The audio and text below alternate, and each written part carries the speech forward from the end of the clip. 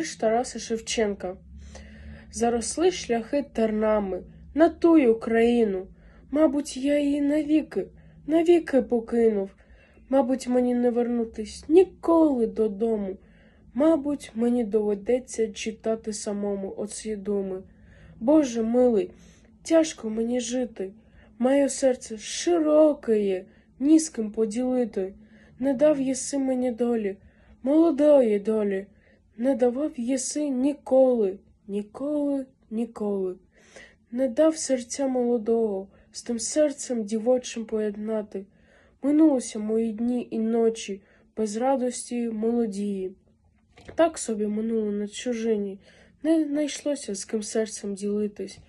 А тепер немає навіть з ким поговорити. Тяжко мені, Боже милий, носити самому оці думи.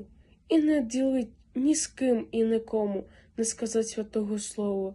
І душу убогу не радовать, і не корить чоловіка злого. І умерти, о Господи, дай мені хоч глянуть на народ отой убитий, на тую Україну.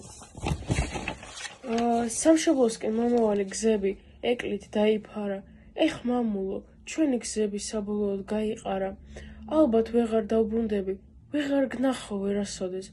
შენ ვერასდროს გამიხსენებ, მარტო უნდა მემახსოვდე. ღმერთო, ამნაირი რა ვქნა, მიჭირს მეცხოვრება. მიპასუხე, ვის გაუყო, რაც მე გულით მეხსომება? ას რდგამრიგეს არასოდეს იღბალი არ მოუცია. უბედობას მხოლოდ ჩემთვის მოუცლია. სიჭაბუკე მოწმე იყო ბოროტების ძალადობის. არ შემომხვდა ქალი, ვისაც გულისნადებს გავანდობდი. ახლა უკვე ხმის გამცემით არავინ არ მყავს ქვეყანაზე. მიმძიმს ღმერთო, მარტოსული უცხოობას ვეღარ აძლევს. მეცოდვილი და მართალი, რადგანაც ასე გემეტები. უკრაინის უნახავად, ნუ გამწირავ, გევედრები.